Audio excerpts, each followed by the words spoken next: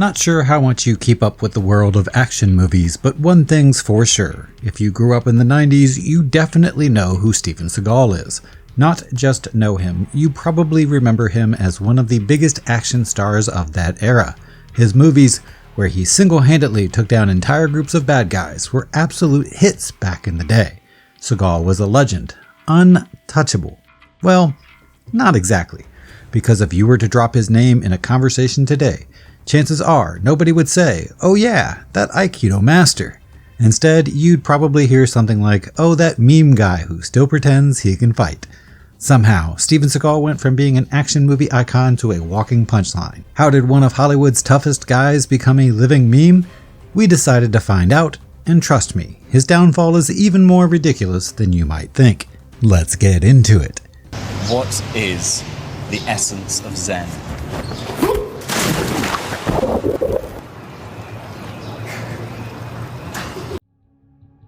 Steven Seagal has always portrayed himself as an unbeatable Aikido master. He claimed that he trained directly under Morihei Ueshiba, the founder of Aikido. The problem? That literally couldn't be true. Ueshiba passed away in 1969, and Seagal didn't arrive in Japan until 5 years later. Unless he figured out time travel, his story about training under the master was pure fiction. It was the same with his claim of being the first American to run a dojo in Japan. It sounded impressive, but again, there's no solid proof that he was actually the first. That being said, despite all the tall tales, you have to give him some credit. He does know a thing or two about Aikido. The real issue? Aikido, while flashy, isn't exactly the most effective martial art in real combat. It's more about self-defense techniques than actual fighting. There was the ridiculous question in there of, have you ever had to use Aikido? And yeah, hundreds of times, we've had to, use this in the streets. And when someone builds their entire legend on something that can't easily be tested in a real fight, well, sooner or later, someone's going to put it to the test. And that's exactly what happened in 1998. Gene LeBell, a judo legend, stuntman, and the guy who helped train Bruce Lee, decided to see for himself whether Seagal was really as invincible as he claimed. You can probably guess how that went. Seagal reportedly got choked out and, according to witnesses, even lost control of his bladder.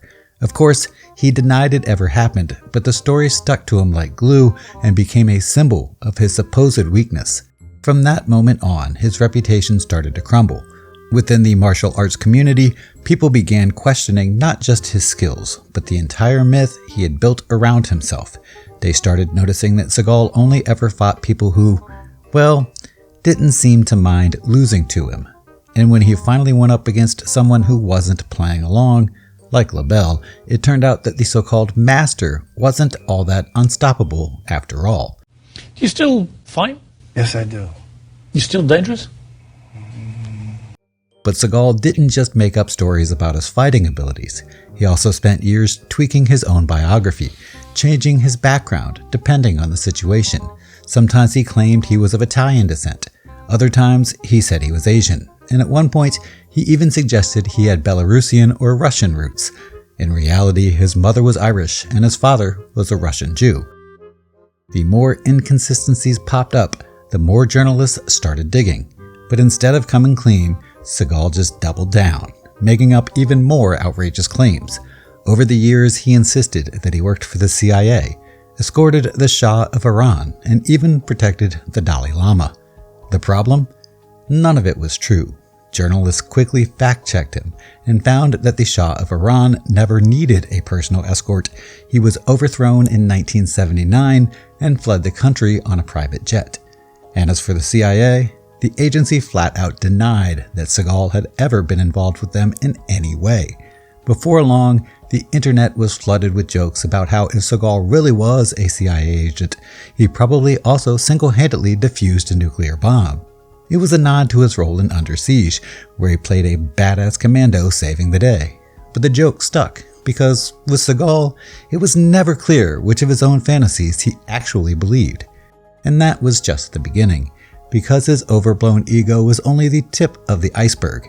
The deeper you dig, the worse it gets. Hollywood can tolerate strong personalities, but it has no patience for tyrants. In Seagal, he quickly earned a reputation as someone who was just impossible to work with. On set, he acted like he was an actual commando, not an actor. During the filming of Out for Justice, 4 women quit their jobs because they couldn't put up with his behavior anymore, which, according to them, was downright disgusting. In 1991, Seagal hosted Saturday Night Live. It was his chance to show that he could laugh at himself, to prove he had a sense of humor. Instead, he went down in history as the worst SNL host of all time. The crew described him as arrogant and completely humorless, and his sketch ideas were straight up disturbing. The writers had prepared funny segments for him, but Seagal rejected all of them, insisting on his own bizarre ideas. The most shocking one involved him playing a therapist who gives advice to assault victims, only to start groping them. Obviously, that never made it to air, but after the episode, the producer called Seagal the biggest asshole to ever host SNL. Among the show's crew, he became a legend, but for all the wrong reasons. For Steven Seagal, action movies weren't just a chance to show off his skills. They were an opportunity to test them out on real people. Unfortunately, often without their consent. John Leguizamo, who worked with Seagal on Executive Decision, recalled how Seagal hit him just for laughing at his speech. And what was so funny? Seagal had puffed himself up like a peacock and announced to everyone on set that he was in charge, that he was running the show, as if he were more important than the actual director. Stunt performers who worked with him didn't have great things to say either. Seagal would reportedly go out of his way to inflict real pain during fight scenes, just to prove how strong he was. This wasn't just getting into character, it was an obsession with being seen as a real warrior. I'm a warrior, and that's in my blood. And in his mind, that probably made perfect sense. The more stories like this came out, the fewer people wanted to work with him. But if you think he was any more reasonable behind the scenes, yeah, not even close. Seagal forced producers to agree to ridiculous clauses in his contracts. For example, he demanded that his character never lose a fight. He insisted that his fans wouldn't accept such a thing. The problem? Audiences caught on pretty fast. Seagal never faced an opponent who posed any real threat, and that made his movies completely predictable. There was no suspense, no tension, because seriously, who wants to watch a film when you already know exactly how it's going to end from the first minute? And if you think that's where the madness ends, oh, you have no idea. It gets much worse.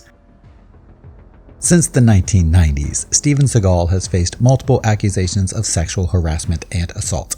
In 2018, Regina Simons accused him of rape, and to this day, more than 20 women have come forward with similar claims. While Seagal was never officially convicted, he managed to dodge lawsuits, with many cases ending in out-of-court settlements. All the allegations of sexual harassment, you had a rape allegation against you, and I wonder how you deal with all that. Hello, Steven Seagal? But when the Me Too movement gained momentum, his reputation crumbled. And if anyone thought that was the end of his troubles, they couldn't have been more wrong.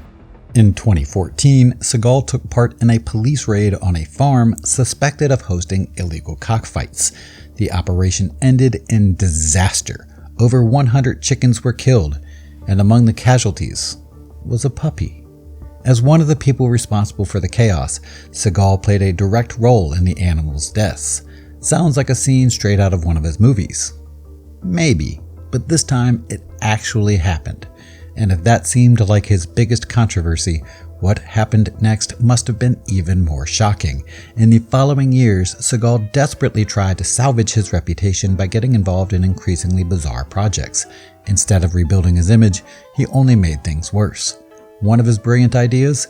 Releasing an energy drink called Lightning Bolt, which he claimed would revolutionize the market.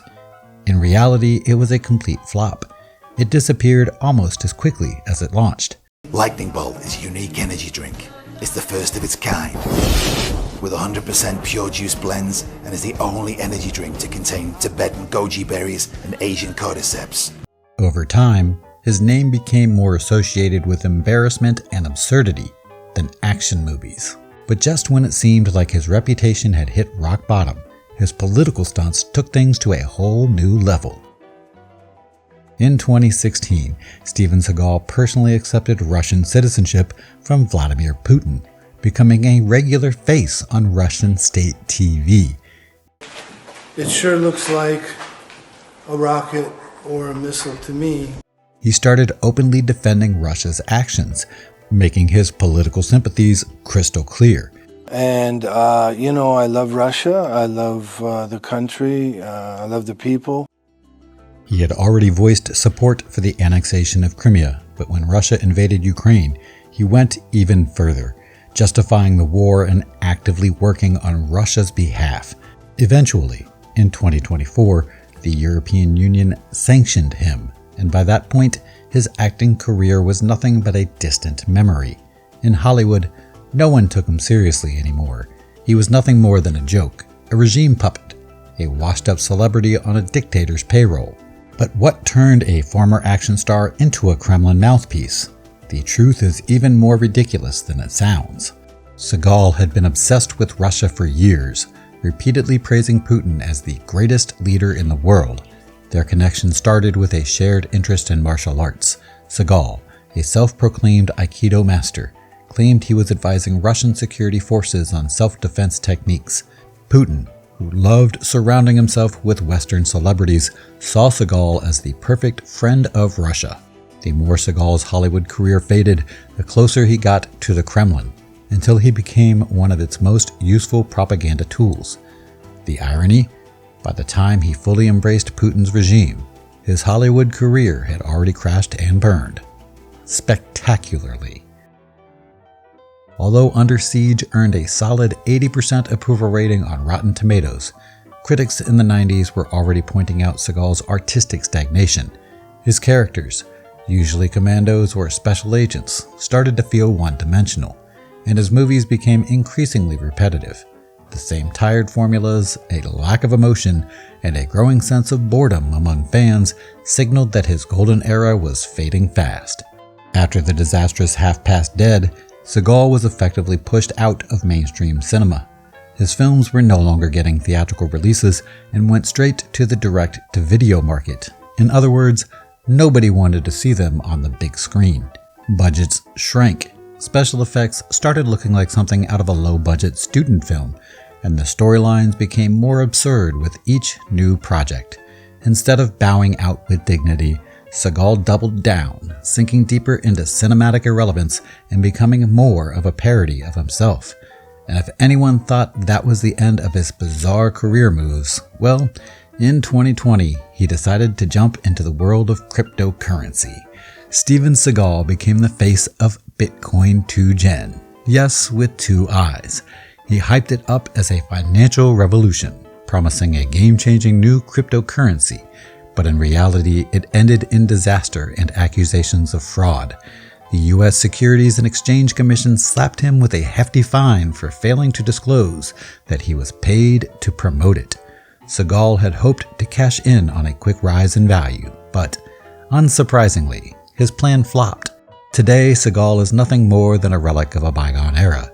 TikTok and Twitter are flooded with compilations of his ridiculous fight scenes where he barely moves, and his so-called blues career has become an endless source of memes. He is an internet phenomenon, just not in the way he ever intended. From action star to walking punchline, Seagal is a textbook example of how to completely squander a career. For years, he sold himself as an unstoppable warrior, but scandals, ego, and a total lack of self-awareness tore that image apart. And that's the biggest irony. Someone who once symbolized strength and dominance is now the ultimate example of a fallen legend. That being said, Seagal does hold a place in action movie history. He helped bring Aikido into mainstream cinema, influencing generations of fight choreographers. But at the same time, his downfall serves as a cautionary tale for celebrities. Unchecked ego, detachment from reality, and an inability to self-reflect can have consequences. Just ask Steven Seagal.